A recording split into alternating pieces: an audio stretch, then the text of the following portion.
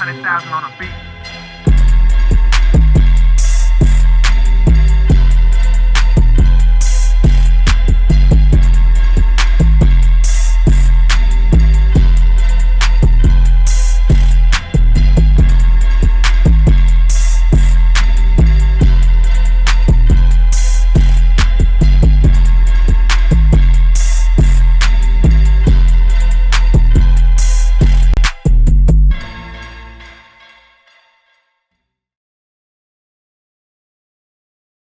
All right, welcome into the Berkeley Football Coaches Show presented by Stokes Chevrolet along with Coach Eric Lodge. I am Lane Walford. The Stags drop a close one Friday night, 13-10. The Goose Creek coach drops us to 1-1 in the region, and really just a tough pill to swallow. A lot of woulda, coulda, shouldas in that game. Yeah, definitely. I mean, you know, as we go through the recap here, you'll see we have it in the red zone multiple times.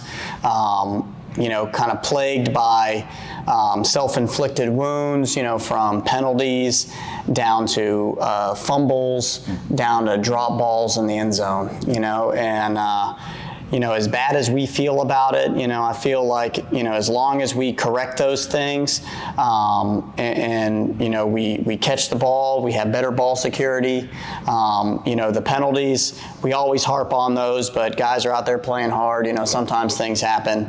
But, you know, as long as we clean those things up, you know, we'll be much better going forward and we'd have a good feeling about it. But, you know, I love the way the defense played. I thought that they fought, you know, very hard the entire night. You know, really, you know, if we had 2 or 3 plays back on defense, you know, we probably shut them out. So, you know, it's like you said, it's a tough pill to swallow, one that we'll kick ourselves over for a while, but you know what? We don't have very long to sulk on it, so we're moving on. Yeah, if you'd have told me going into the game Berkeley's going to give up 13 points, I would have thought it was a good night for the Stags, which we're going to go to the highlights, and really the bulk of the good highlights are in the first 5 minutes of the game, so we'll go ahead and get to them. The Stags receiving the opening kickoff here to begin the football game.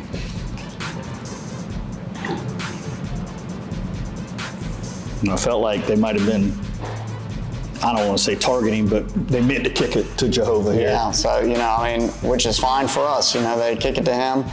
He's a good hard runner, you know, and he gets the ball in open space and can make you pay for it. All right, so the Stags here inside the 20 now, Coach. Yep, so we come out, you know, we've had a good running game. There's a couple formations we liked our numbers in. We come out here, run a little ISO play, you know. Bryson McGee comes in there. He's running hard. You know, small guy, but getting good yards. You know, you get 5 or 6 on a first down. You know, that's a win for the offense. Yeah, Bryson might not have averaged the 10 yards per touch he'd been averaging before, but I thought he ran really hard the other night and played really well for you. Mm-hmm. So we come in, you know, and throw the ball out here. We noticed that they're playing, you know, their coverage a certain way. We like this concept against them. You know, it's pretty easy pitch and catch, you know, get in the end zone for our first score. Javaria Sumter there with the catch. We'll see it one more time here from the end zone. Henry Rivers to the Javaria Sumter. We've heard that one before. That's right. I'm hoping we'll hear it again. So now the Gators on the offense, and it doesn't take them long to get on the scoreboard. Yeah, they come out. You know, they're real close here. We send a zone dog off the edge. You know, Kevin Rivers. You know, we'd like to see him make that tackle there. He's unblocked off the edge there. You'll see here, you got a clear shot of it. You know, he needs to do a better job of kind of squaring that up and not making that an arm tackle. But luckily, that guy, the grass monster, gets him and gets him on the ground. Yeah.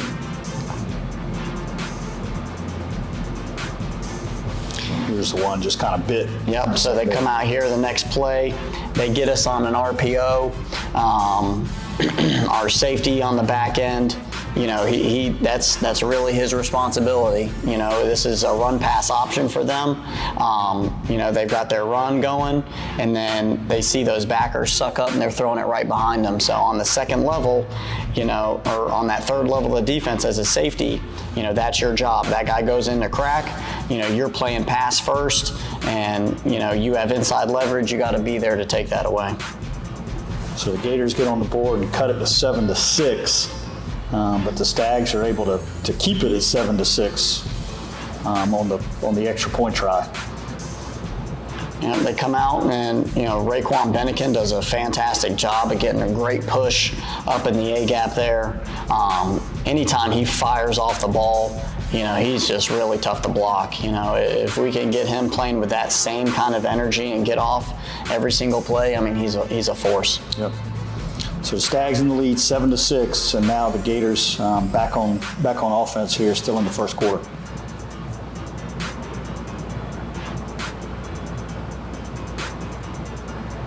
We go bring an edge pressure off the weak side here. Cam McHugh shows up along with a host of other guys.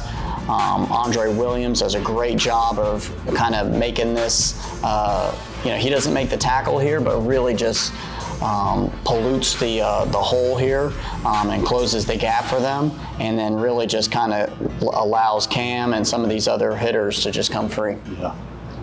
It's a broken record, but I really felt like the defense played really, really well again, and it just seemed like Kevin Rivers and 24 and 6, they were just all over the place all night long. Yeah, we've done a great job this year on defense. It's the work that those guys have put in the offseason really highlights that fact. You see Kevin Rivers here. They're trying to throw a little tunnel screen to their number 2 receiver in the slot. And he just does a fantastic job diagnosing that, recognizing the play fast, and tackling it, so it doesn't go for a big gain. They ran that play a couple of times, and they ran it to the other side of the field as well. I don't think we had their play calls. I think that Kevin had just done a really good job of watching film and knew what was coming based on the formation. Reading his keys and doing his job. The way the defense is set up and coached, it'll put you in the right spot if you just go fast. So it's 7-6 Stags here, and it's really kind of a defensive struggle most of the rest of the night. We come out here, we're backed up, second down, about 7. We run a little RPO to the weak side here. We're reading their down safety. He's in the fit, we're just throwing it right behind him.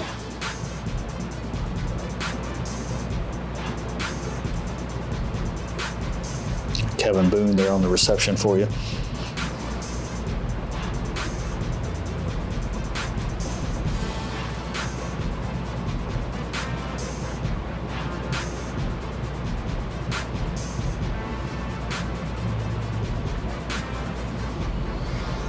So now we're in second quarter, Coach, and Goose Creek's got the football inside their own 40. Come out here, they take a shot. Those corners, I think they did a really good job the entire night, playing the deep ball. I think they only really connected on one. This is Dominic Young here. They do a great job of bumping this off and the DBs communicating who's got who in that motion, and then obviously getting in phase and playing on top of the receiver and coming back to the football. Yeah, they took a couple of shots the other night, deep shots, and I thought the secondary played them well. So here's Henry punting the ball for you. Yeah, he did a great job punting the ball, and giving them long fields. In tough defensive games, those are important things to have in a game. Yeah, field position means a lot.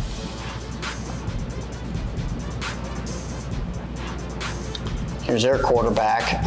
With tight coverage on the back end, quarterbacks tend to do this a little bit. I think Jihad Sneed does a great job of tracking him down. I'd like to see him wrap up there and secure that tackle a little bit easier. But you see him; he's tracking him like a missile, and he does a good job playing sideline to sideline. It really felt like the quarterbacks had a lot of similarities the other night. Besides both wearing number 3, I felt like their kid was pretty athletic, had a pretty good arm. We composed him or kept him inside most of the night. I didn't feel like we let him get loose a whole lot. There were a couple of times. Yeah, I mean, for the most part, versus a good athletic mobile quarterback, you see Henry here doing the same sort of deal, pulling it down and getting a lot of yards.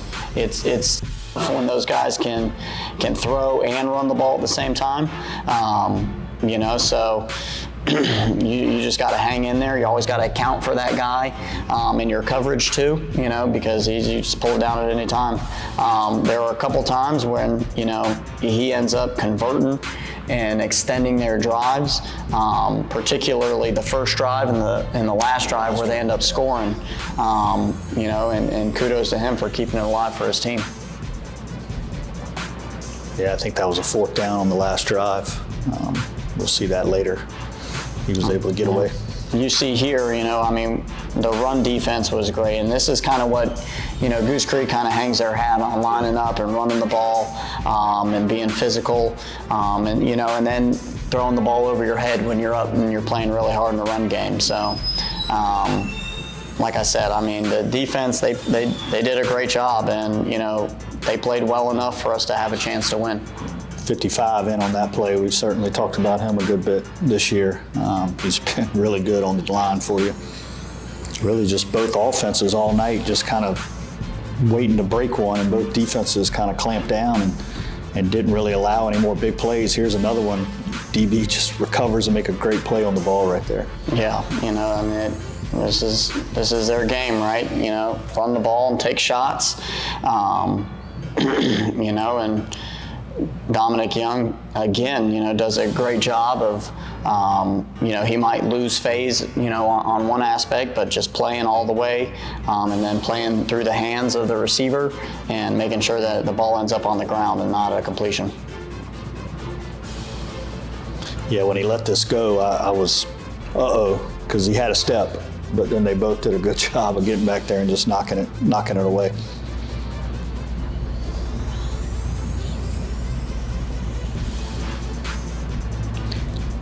See, they did that several times the other night on 3rd down, trying to get us to jump, which I'm guessing our defense sees that a good bit in practice each week, considering we do that so much offensively as well. Yeah, it's just something that we harp on, is not give away free yards, in those long yardage situations, or short yardage for that matter. Yeah. Here's not a very good punt for them, and gives us really great field position right here. You see Jehovah Williams here, 5, gets a great jump off the ball and gets his fingertips on this. Couple more inches and he probably bats this thing, and it's a replay of the St. James game. Block and pick it up and score a touchdown for yourself. Yeah. After a series of going backwards and not doing much after a golden opportunity like that, here we are back on defense.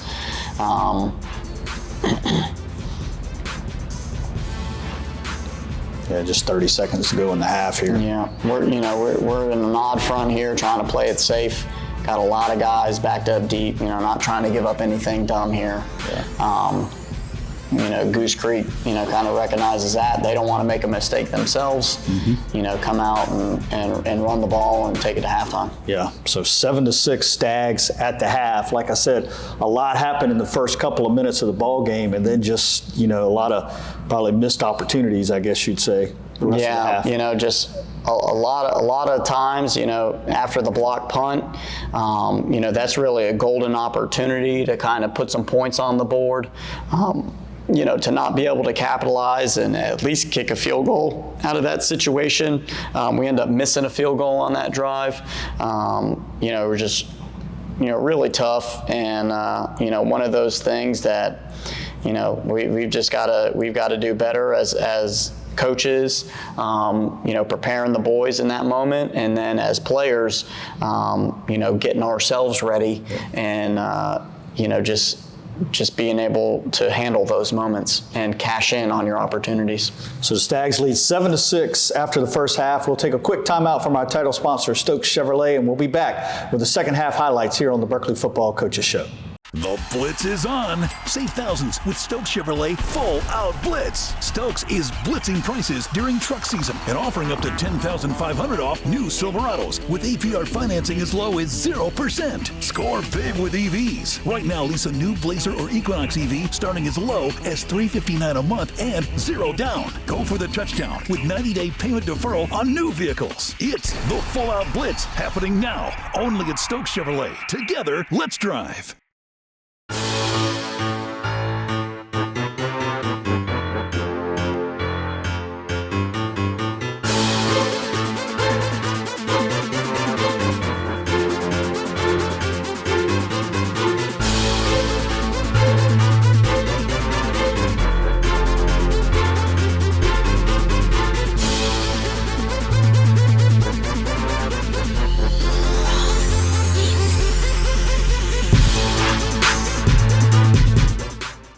All right, welcome back into the Berkeley Football Coaches Show along with Coach Eric Lodge. I am Lane Walford. The Stags leading 7-6 at the half. We'll go to the second half highlights here, Coach, of the game against Goose Creek this past week. Come out, they started with the ball on offense. The defense, came out of halftime and, still, hanging our hat on those guys. You see Raekwon Bennigan here firing off the ball.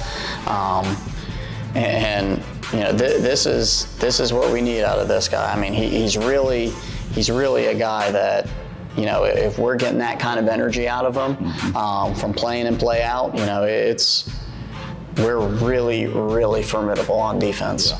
Yeah. I mean, like I said, defense gives up 13 points. I'd have felt pretty good about that going in. Still feel pretty good about that. I mean, the defense did a really good job the other night. This is the ensuing punt. You see Cam McHugh catches the ball here and gets a great return. Ends up bringing it past what the original line of scrimmage was. Again, down here, starting with the ball on the 35. And, it's this is an opportunity to, again, cash in on some points. Yeah. Yeah, it really felt like we were inside their 40 most of the second half is where we were on offense pretty much the whole time.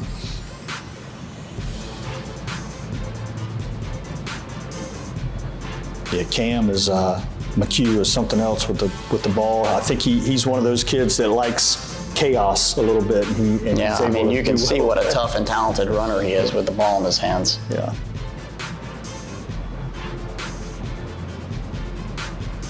So here you got the ball inside the 30, second down. And come out here, run a little split zone play. Their defense, they fought hard too all night. They do a great job of kind of flat walling their gaps and not giving us a place to run the ball. And this is just a talented runner right here making something happen with it.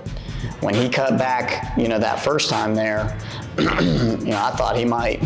I thought he might score. Yeah, I thought he might score. So he bounces this. You don't get to see it that much, but when he makes that cut right there, I was like, oh man, touchdown. I mean, number 90's right there. He's ready. I mean, he's just waiting to wrap him up. That's right. I mean, that's not something that you can coach. I'm not going to give you credit. No. That's little Barry Sanders right there. So. That's right. So we get some penalties, bogged down on the offense, after having that big run. Luckily, we're able to cash in on this field goal here and go up, by more than a field goal. Yeah. 37-yard field goal there, and that's not a gimme at all. No, definitely not. And Rylan Kerwin here, he's got a very talented leg in practice. I mean, he makes these in his sleep. Yeah. He missed 2 in this game from a similar range. You see there he had yards to spare. So we have a lot of confidence in him, and we'll keep putting him out there to kick him. Yeah, he's only going to get better. Stags, that gives the Stags 10-6 lead there halfway through the third quarter. After that field goal, we come out, we hit an onside kick, get the ball back. Again, we start to move the ball, have a lot of penalty yards.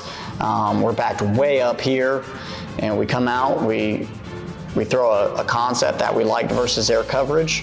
luckily we get behind them and catch this thing, and get it down to the 5-yard line, and we're thinking like, hey, this is set up for us right here. You see there, they hit our quarterback up high in the helmet, but the referee sees it. And it goes uncalled, but that's football sometimes. Yeah, really a play where if Henry could have stepped into it a little bit more, he's able to lead Javarius probably right on into the end zone. After that, again, some penalties. We get a holding call on first down after going fast. We come out here, try to run a little draw play. They've kind of got the perfect defense called here. It's funny how that happens sometimes, but sometimes the defensive coordinator just calls the right defense at the right time.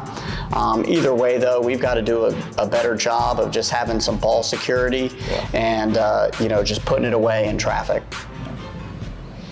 So a costly turnover there when you had a and goal situation and you backed up before the fumble, but still leading 10-6. Goose Creek able to keep you off the board there, and just a couple of minutes to go in the third quarter. Come out, defense does a great job still.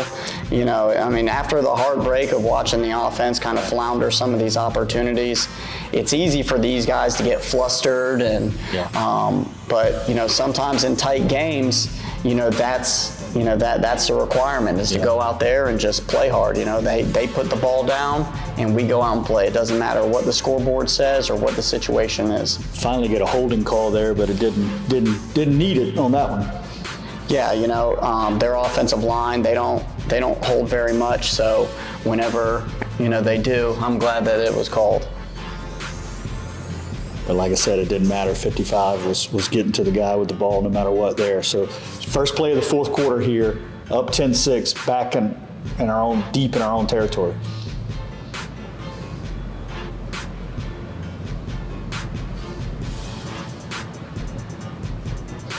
You see that, we're backed way up again. Had some penalties that backed us up. But we're able to kind of overcome this, but these are mistakes that really come back to haunt you in other situations. So we're really fortunate here to get behind the defense, and able to kind of get this ball and gain a first down. Yeah, I think it's Kevin here, and he does a good job of being able to come back, even getting interfered with and still making the catch. It is Kevin Boone there, number 8.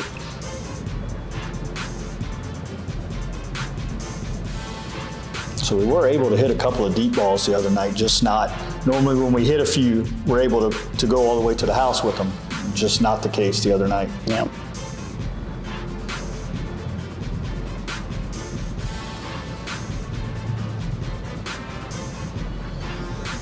So now the Gators back on offense, and just 9.5 minutes to play, still 10-6 lead for the Stags, and the defense still playing as strong as ever. Yep, there's Cam McHugh coming off the edge. Just an awesome, savvy, football player, man. This guy, he's really emerged as a sophomore, and is to me, he's going to be one of the best defensive players in the Low Country here over the next few years.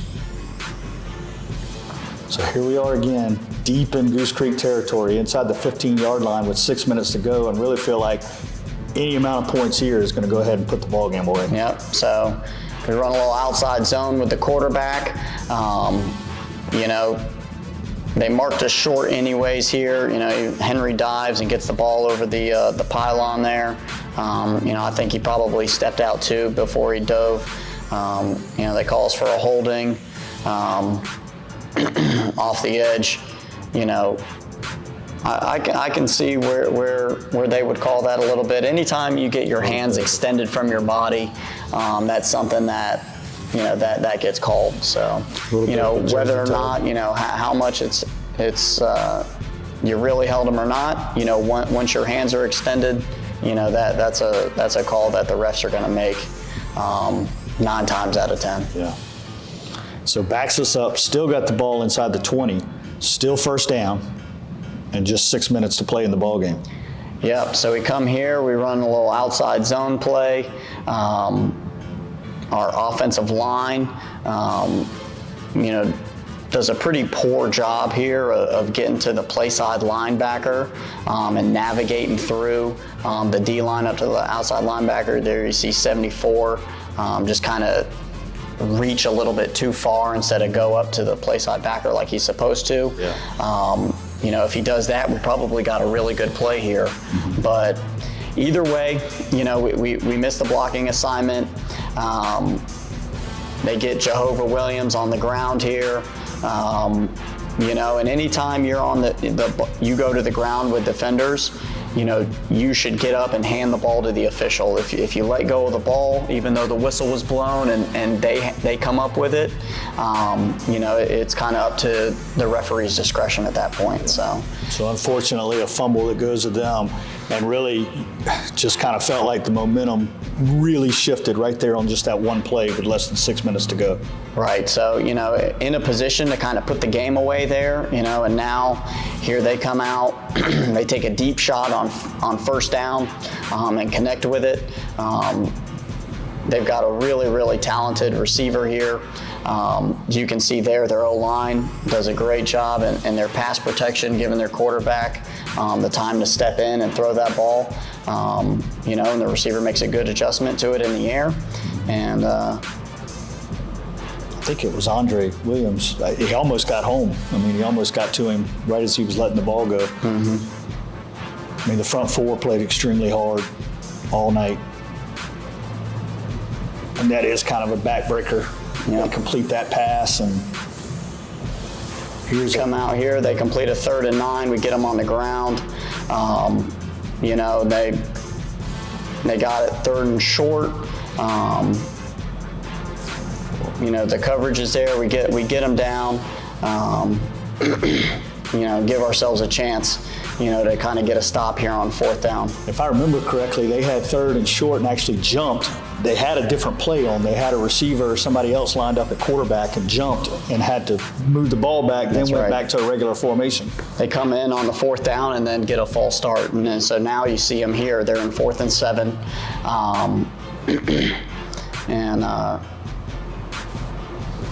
The quarterback here, as you'll see, he's going to go. We've got good coverage on the back end, and he's going to take this thing down and run and pick up the first. That's one of the things you deal with talented guys that can throw and run the ball. We have them accounted for with the backers here. We just kind of get out of our rush lanes a little bit.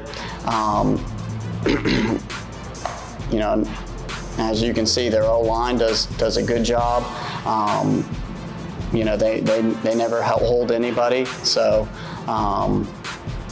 but they're able to pass pro and let that guy run. I feel like 6 G Sneed here kind of loses him for half a second behind somebody else and almost guesses the wrong way, for lack of a better term there, and that puts him the half step behind him, or else he gets to him ahead of time. Yeah.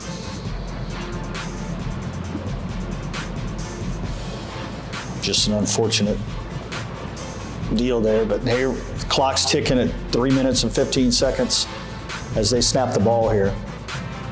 Yep. So they're able to break a run. This is really their first big run of the night. True run that's not a quarterback scramble. So. That's a moment right there where we got to get that guy on the ground. Yeah. That play hurts. Hurts to let them score, but if they're going to score, you almost feel like that's, they gave you more than enough time on the clock if they're going to score there, and they do, and they end up kicking the extra point, taking a 13-10 lead there with just 3 minutes to go in the ball game. Yeah, we get the ball with 1:55. And really longer than that. You see it's 4th down here in this moment. We get sacked on 1st down. On 2nd down, we drop a pass that's wide open. So, and then third down, we're trying to get yards. We don't get as many yards as what we would like. And we're kind of left with this, prayer shy here. They're dropping the entire defense. This is very hard to execute and get to where you need to go here in this moment. Yeah, so ball falls incomplete. Goose Creek takes over. They're able to run out the clock from here after this point, and they pick up a hard fought 13-10 win over the Stags here in Moncks Corner. And, that, Coach, that's going to drop us to 1-1 on the season in the region, which is what matters the most here. 1-1, last home game of the regular season. Mm-hmm. So go to Wando this week, but what do you tell your kids after this game Friday night to make sure that they go ahead and flush this one, don't let it beat you twice? Yeah, the biggest thing is when we look back on the game, the totality of it. If we just handle our own business and we catch the ball, we don't fumble the ball in the red zone, we clean up the penalties, we feel like we probably win pretty comfortably. So, we only have ourselves to look at and blame, which is a good thing, yep. Because sometimes you go out there and the other team is better than you are. But that's definitely, we didn't feel like that was the case. So, and that's the good thing. When it's on you, there's something that you can do about it. So, my challenge to them was to come out and practice and have the focus and put yourself in position so that the next time you have an opportunity, you succeed in that moment. So that's really the name of the game. You put yourself in position to have the chance to make the play,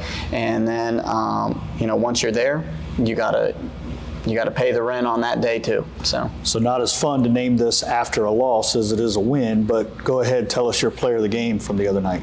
So my player of the game was Dominic Young out of corner.